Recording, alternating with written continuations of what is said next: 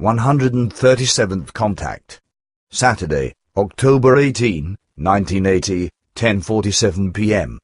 Billy says you are rather late, when I still have to prepare the questions. Semyaza says there are not very many, and besides, you can still carry out the test on Sunday. Billy says but I still have all kinds of other work to do. Semyaza says sure, but you will still have enough time, even if you prepare the questions on Saturday. I have marked them here for you, so that you can work them out through these notes. Billy says good, then I'm just wondering, what will result from the test? Semyaza says so are we. Everything that has happened so far has been negative, so it follows that the test results will be the same. Billy says that is, indeed, to be feared. Semyaza says it's only a logical conclusion. However, we'd be glad to be taught otherwise.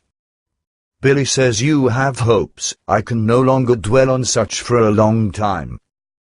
Semyaza says this has taken its toll on you. But today, let everything be good and wait for the test results. On the other hand, I don't have much time today because I still have other tasks to do tonight. Billy says I don't want to stop you, nevertheless, I still have another question. Semyaza says sure, if it is so important. Billy says I think so, but you know that we must plant a lot of young trees. In regards to this, I am not sure about how we should calculate the distance between the individual plants so that there is enough living space for every single plant. I was of the personal opinion that would have to be about 2 meters, while Jacobus thought that 150 centimeters would be enough. Concerning this, I would like to ask Quetzal what he thinks about this. Semyaza says if you have patience, then I can give you his answer when I pick up the test results. Unfortunately, I currently cannot reach Quetzal, either personally or by our communication device, because he is staying in another time dimension. As soon as he returns to our time dimension, however, then he will call me, and then I can convey your question to him and can then receive his answer. Billy says okay. Semyaza says then we will say goodbye again for now. Farewell, my friend, and take care of your health. Billy says I will. Semyaza says that's good, because recently, your appearance has become better, which can be attributed partly to your own efforts and a good part to Quetzal's apparatus. Billy says the machine helps me very much. I feel this myself. Semyaza says let the apparatus have a further effect on you because it is, together with your own and much-needed efforts, the only effective way to improve your health. Also, always remember that it is urgently necessary to protect yourself from any excitement. In particular, don't allow yourself to enter into any quarrels in this regard or allow yourself any unnecessary internal turmoil such as, for example, if our or your orders are not obeyed, which always especially excites you because such an action is so illogical to you that you can't understand it. Indeed, it cannot be supposed that after every new matter, our and your orders are ignored again and that such orders bring about a negative attitude because every single group member should understand by now that only proper acting and thinking will allow a continued existence and a continuance of all things. But if renewed offenses should appear despite this expectation and hope, then it would be better for your health if you, as you have already repeatedly wanted to do, would abandon the mission. Billy says now you've really become more clever. Semyaza says under the present circumstances, such a step is no longer to be expected, but on the other hand, we realize that we have simply expected too much from you. If we had put one of our androids in your position, then he would have destroyed himself if all of this illogicalness had arisen. Billy says you have strange jokes in stock. Semyaza says no, because my words correspond to the truth. We actually expected too much from you, a test has proven this. Quetzal came up with the idea. Billy says he has always had crazy ideas. What has he tested, then? Semyaza says he wanted to know to what extent a half-organic apparatus could bear the illogicalness that has crept into the group. Billy says so, nevertheless, a crazy idea. But, at the same time, what happened? Semyaza says a very bad result. You would describe it as devastating. Billy says you always make me more and more curious. Can't you finally rush the rabbit out of the cabbage garden? Semyaza says sure. Quetzal programmed an android with all records of negating and negative forms of all group members. The results were awful. Billy says well, and? Semyaza says these stored illogical ways of acting and thinking led to the fact that the android became crazy in all of his actions and speeches. Billy says nevertheless, that is not so bad. But I don't think it was nice of Quetzal to abuse an android for this. Semyaza says he developed his apparatus for this purpose. In addition, you don't understand the whole scope of the experiment. Our androids are programmed based on absolute logic in thinking and acting, and these abilities surpass even our own respective abilities and potential. Now, during the transfer of data, Quetzal also paid close attention to the fact that your own data of your work and all your efforts toward the instruction of the group members and all their interests became programmed into the second android. Thus, the exact situation arose in the two androids, which included everything that happened between you and the group members since the beginning. On the one hand, the overall view of the group members was placed into the first android, and on the other hand, your data was placed into the second android. Expecting something terrible to happen, Quetzal placed both androids in an old beam ship in the vicinity of the planet Pluto, where he then activated them and they began to live. Then, on our view screens, we could watch the terrible sight. Already after a few minutes, the android programmed with your data began to become visibly ill, while our recording devices registered an action of complete helplessness.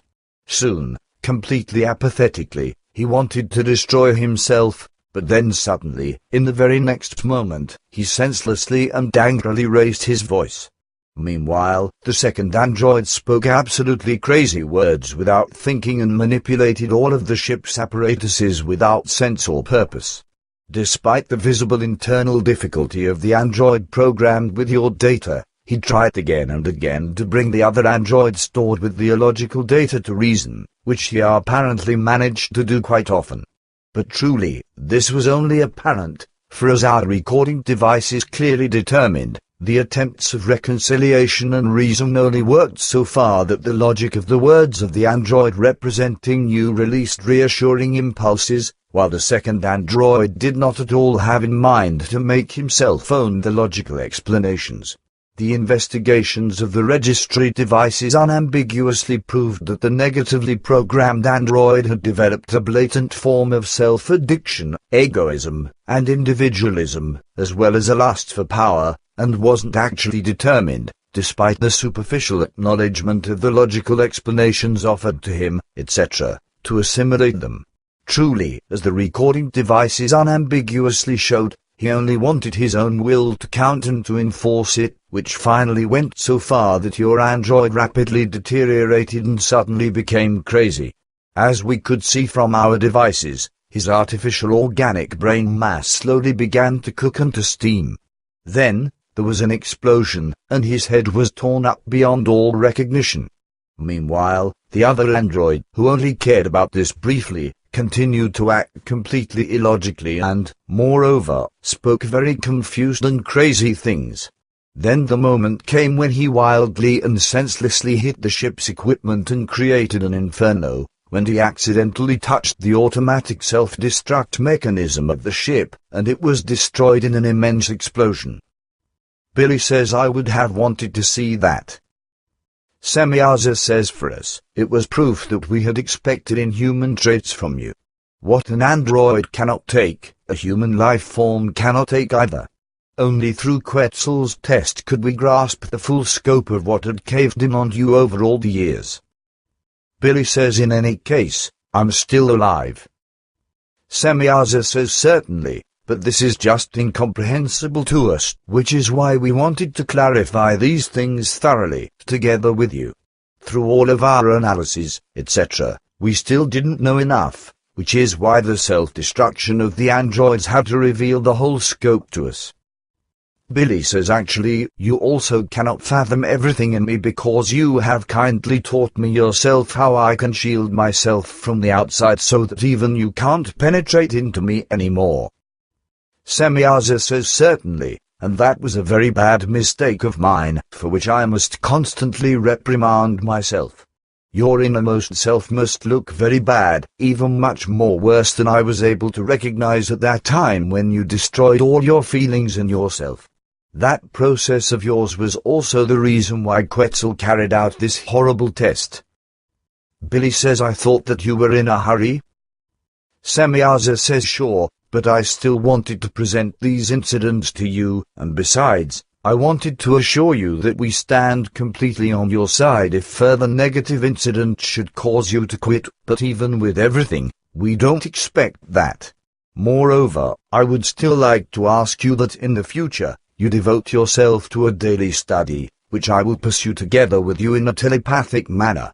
It will be very difficult and strength-consuming, but it is of urgent necessity for you.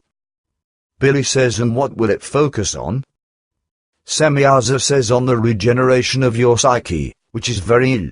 In addition, it also concerns a tremendous expansion of knowledge with respect to psychic interests in general. Billy says then I'm on it. Semyaza says as I already mentioned, your whole health has recently made good progress, which we don't want to leave unnoticed. Therefore, the new study relating to this will be necessary. And now that we can cherish the hope that you won't be discouraged again by setbacks from the group members, we don't want to let these things go unnoticed. But now, it is really time that I must go. And still think everything over some time. Goodbye. See you soon. Billy says bye, girl, and many thanks. The end. Good, then I'm just wondering, what will result from the test? Semyaza says so are we. Everything that has happened so far has been negative, so it follows that the test results will be the same. Billy says that is, indeed, to be feared. The test results. On the other hand, I don't have much time today because I still have other tasks to do tonight. Billy says I don't want to stop you, nevertheless, I still have another question. Semyaza says sure, if it is so important. Billy says Sunday. Billy says but I still have all kinds of other work to do. Semyaza says sure, but you will still have enough time, even if you prepare the questions on Saturday. I have marked them here for you, so that you can work them out through these notes. Billy says Semyaza says it's only a logical conclusion. However, we'd be glad to be taught otherwise. Billy says you have hopes, I can no longer dwell on such for a long time. Semyaza says this has taken its toll on you.